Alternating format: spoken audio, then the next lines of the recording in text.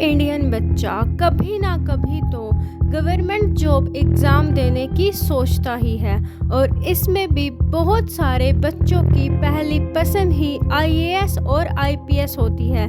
लेकिन क्या हो जब देश के सबसे बड़े एग्ज़ाम यूपीएससी में ही कोई झूठ बोलकर उस एग्ज़ाम को पास कर ले। Welcome to my channel.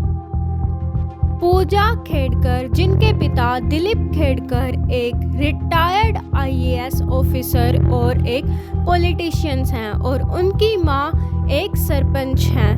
वैसे तो पूजा ने बहुत बार ही यूपीएससी का एग्ज़ाम दिया है, लेकिन 2021 में पूजा खेड़कर ने एग्ज़ाम क्लियर कर लिया और यह एग्ज़ाम उन्होंने खुद को ओबीसी कैटेगरी का बताकर और खुद को मेंटली अनस्टेबल बताकर क्लियर किया।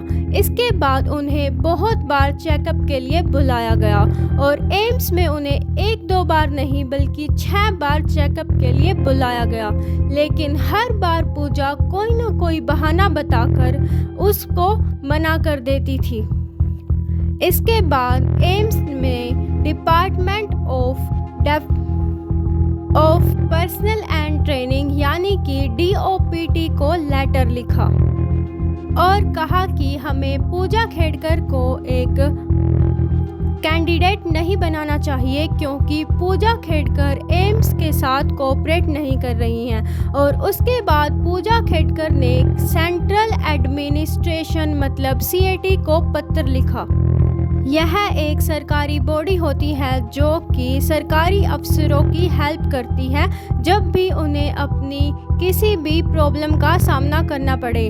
और इसके बाद भी पूजा खुद को क्लास्ट्रोफोबिक यानी जिन लोगों को अंधेरी जगहों पे जाने से डर लगता है बताकर एक बार फिर से चेकअप के लिए मना कर दिया।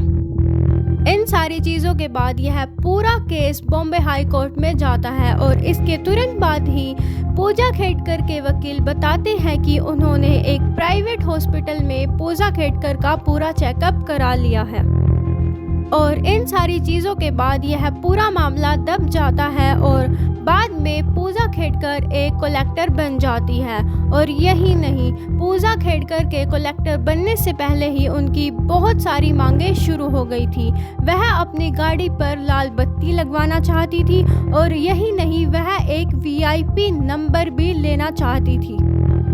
और यही नहीं बल्कि ऐसे बहुत सारे मामले शामिल हैं। यहाँ तक कि पूजा खेड़कर के पिता ने तो उनके सहकर्मी को डराने की भी कोशिश की। और सबसे बड़ी चौंकाने वाली बात यह है कि पूजा खेड़कर ने अपने आईएएस के इंटरव्यू में कहा था कि उनके पिता के साथ कोई भी रिलेशन नहीं है, लेकिन आज वह अपने पिता के साथ बैठकर एक ही ऑफिस में काम कर रही हैं और यहाँ तक कि अपने साथ काम करने वाले सभी लोगों को भी डरा रही हैं। इन सारे मामलों में उन दोनों पर अब कार्यवाही शुरू हो गई है।